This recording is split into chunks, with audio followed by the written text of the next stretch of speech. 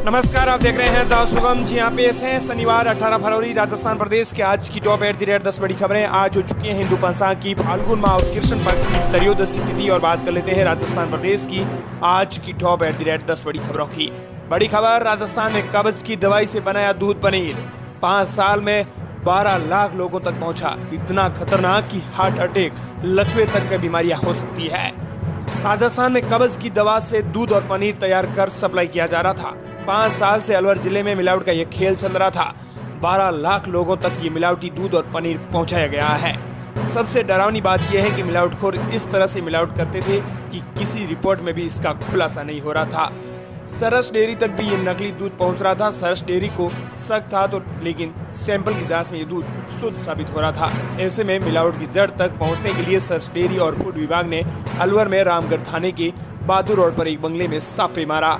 यहाँ रोज 200 से 300 लीटर दूध नकली दूध है और इतना ही पनीर बनाया जा रहा था। यहाँ टीम को बड़ी मात्रा में पॉम ऑयल, सपेट्रा और सॉर्बिडोज कब्ज की जो दवा होती है वो मिली है, जिनसे नकली दूध तैयार किया जा रहा था। मीडिया की पड़ताल में ये सामने आया है कि 5 साल से कब्ज वाली दवाई से नकली दूध और पनीर बनाकर पूरे राजस्थान में सप्लाई किया जा रहा था। इस नकली दूध और पनीर में फैट की मात्रा के साथ इसके स्टैंडर्ड को बनाए रखने के लिए डिटर्जेंट और पॉम ऑयल भी मिलाया जा रहा है। राजस्थान प्रदेश की अगली बड़ी खबर, मंत्री महेश जोशी का सरकारी मुख्य सचेतक पद से इस्तीफा। जलदाय मंत्री महेश जोशी ने शुक्रवार को सरकारी मुख्य सचेतक पद से इस्तीफा दे दिया है। मुख्यमंत्री अशोक गहलोत ने जोशी का इस्तीफा मंजूर कर लिया है। महेश जोशी ने बजट सत्र से पहले इस्तीफा दिया था, जिसे गहलोत ने शुक्रवार देर शाम को मंजूर किया है। वहीं प्रदेश की अगली बड़ी खबर, पूर्व मुख्यमंत्री वसुंधरा राजे का विरोधियों को संदेश का जिसके साथ जनता नेता वही है। पूर्व मुख्यमंत्री वसुंधरा राजे कल अजमेर के दिल्ली पर दौरे पर रही। इसी दौरान उनका स्वागत भी हुआ। राज्य ब्यावर विधायक शंकर सिंह की माता के निधन पर उन्हें सांत्वना देने घर पहुंची थी। राजे ने लोगों को संबोधित करते हुए कहा कि राजनीति तो आती जाती रहती है, कई बार जीते हैं और कई बार हारे हैं। पोस्टर में शक्ल लगे या कभी नहीं लगे, जब तक जनता का प्यार है हमें किसी चीज की कमी नहीं होने देगी। राजनीति क्षेत्र में जो भी व्यक्ति होता है उसे मन से राजनीति करनी चाहिए। राज्य ने किसान नेता और पूर्व मंत्री सावरलाल जाट को भी याद किया है। वहीं प्रदेश की अगली बड़ी खबर, राष्ट्रीय लोकानुरंजन मेले का शुभारंभ करेंगे सीएम गहलोत। राष्ट्रीय लोकानुरंजन मेले का आज शुभारंभ करेंगे सीएम गहलोत। अशोक उद्यान में देश भर के 1000 कलाकार बिखरेंगे लोक कला के रस रंग। जोधपुर कलाकारों के महाकुंभ के रूप में देश में अपनी ख्याति रखने वाला राजस्थान संगीत नाटक अकादमी का लोकानुरंजन मेला शनिवार 18 फरवरी से जोधपुर के अशोक उद्यान के खुले प्रांगण और ओपन एयर थिएटर में अपने लोक रंगों का करिश्माई कमाल दर्शाने को तैयार है। वहीं प्रदेश की अगली बड़ी खबर, बजट में रियासतों की सौगात झेलने की हिम्मत नहीं रोडवेज में। मुख्यमंत्री अशोक गहलोत ने 2 दिन पहले राज्य बजट में विभिन्न घोषणाओं के साथ ही राजस्थान राज्य पथ परिवहन बसों में सफर करने वाले यात्रियों को रियासतों की सौगातें दे दी, लेकिन मुश्किल दौर से गुजर रही रोडवेज को सुविधाएं के नाम पर कुछ नहीं दिया। वहीं संसाधन मैन पावर नहीं होने की स्थिति में रोडवेज के लिए इन रियासतों को आर्थिक के साथ व्यवहारिक दृष्टि से झेलना मुश्किल हो जाएगा। उल्लेखनीय है कि रोडवेज जोधपुर डिपो की करीब 105 बसों में 25 से 30 हजार यात्री प्रतिदिन सफर कर रहे हैं। महिलाओं को रोडवेज बस में किराए में 30 की जगह 50% छूट दी जा रही है। वहीं स्टूडेंट्स को 75 किलोमीटर की तक रियासती यात्रा में किराए में छूट दी जा रही है। वहीं राजस्थान प्रदेश की अगली बड़ी खबर, फोन टेपिंग मामले में केंद्रीय मंत्री गजेंद्र सिंह शेखावत को कोर्ट से मिली राहत। अब नहीं देना होगा वही सैंपल।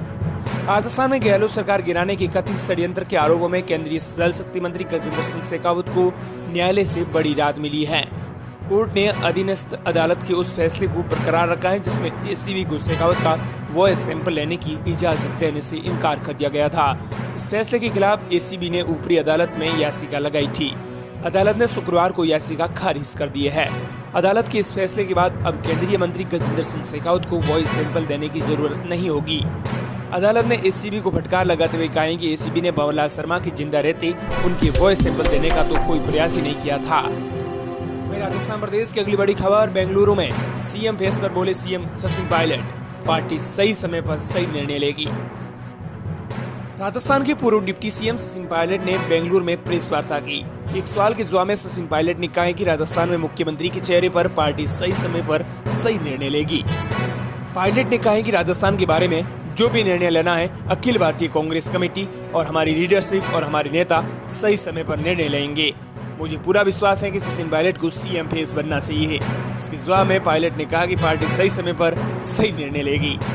पायलट ने कहा है कि हम सबका सामूहिक उद्देश्य है कि 2023 में हम मध्य प्रदेश, राजस्थान और छत्तीसगढ़ में कांग्रेस की सरकार बनाएं। हमारी सरकार रिपीट हो। मैंने सुझाव पार्टी को भेज दिया है। वहीं राजस्थान प्रदेश की अगली बड़ी खबर, खाटू श्याम मेले में लगेगी रोडवेज की 30 अतिरिक्त बसें।